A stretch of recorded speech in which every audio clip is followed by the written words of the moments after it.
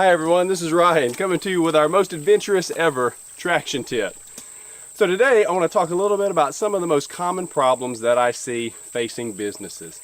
You know, the last time we talked about traction. That's the ability to execute, that's discipline, that's accountability. We talked about how many companies struggle with this.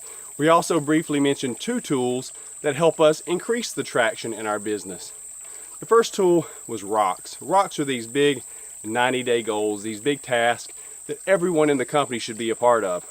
So today we want to talk about the second discipline that we can use to help us increase the traction in our business, and that is our meeting pulse or our meeting rhythm. In other words, the meetings you have within your company. And before you stop the video, trust me, we've all been part of bad meetings. In fact, in my early career, I was part of many bad meetings. I was probably the cause of many bad meetings.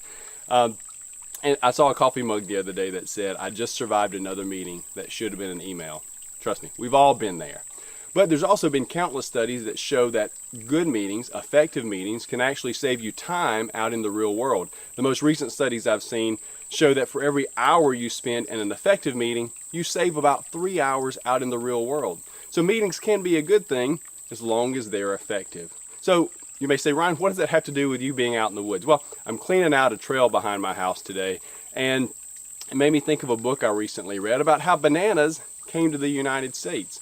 So some entrepreneurs in the New Orleans area, they would rent boats, sail to Central America, hire a crew, and give everyone a machete.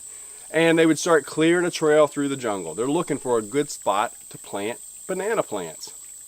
And what they would have to do every few miles, they'd have to send somebody up a tree, and they'd look and say, hey, are we going the right direction? Do we need to change course 5 degrees to the left, 5 degrees to the right? Is there a river in front of us that's blocking us?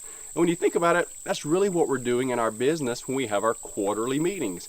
We're looking back over the last quarter, what worked, what didn't. We're looking forward. We're saying, hey, are we on track? Do we need to make a small adjustment, small change? Is there a big obstacle we didn't see before? You're strategizing for the upcoming quarter. So it kind of reminded me of that banana plant story. So you obviously need quarterly meetings in your business. You may say, Ryan, what else do we need besides quarterlies? Well, once a year, turn that quarterly meeting into an annual. And instead of just looking back over the previous quarter, let's look back over the entire past year. We'll also look forward to the next year. We'll strategize, and we'll get our plan for the upcoming year and the upcoming quarter. So you need annuals at least once a year. You need quarterlies. These are every 90 days. So in addition to our quarterly and our annual meetings, which are a little bit more strategic, we also recommend a weekly meeting that's a little more tactical. That weekly meeting, in the EOS world, we call that a level 10 meeting. It's a meeting with you and your team. It typically lasts 90 minutes, and you're covering things such as, how do we do on our scorecard this week? That's our progress week to week on just kind of the daily management of the business. We're also looking at our rocks. Do we make any progress on our quarterly goals this week? We're looking at our to-dos. Did we complete our to-dos? We're asking ourselves, is there anything else we need to know or discuss or problems that we need to solve? And then the heart of the meeting is what we call IDS, where we're identifying, discussing, and solving issues. And trust me, it's beautiful to see issues actually being solved. So that's our 90-minute meeting every week. You may say, Ryan, do we need any other meetings? Well, for most companies, that's enough. Your weeklies, your quarterlies, and your annuals. But some companies can also benefit from a daily huddle. Depending on the type of business and the type of team you have, whether they're remote, whether they're not, you might benefit from a daily huddle. Daily huddles are typically 10 or no more than 15-minute meetings where you're looking at the previous day, wrapping it up, and making plans for the current day. So you might also need a daily huddle.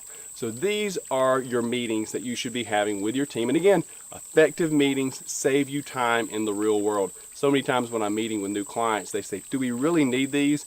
And I always say the same thing. I say, give me faith, do these for a few weeks, and I guarantee you'll be happy with the results. And I've never yet had a single client come back and say they were unhappy with those results. So you need to be meeting regularly with your team, tactically and strategically, to make sure you're achieving traction in your business. So, hope that helped. If you're not getting the traction that you want, if you're not having meetings that are actually effective, give me a call. I can help.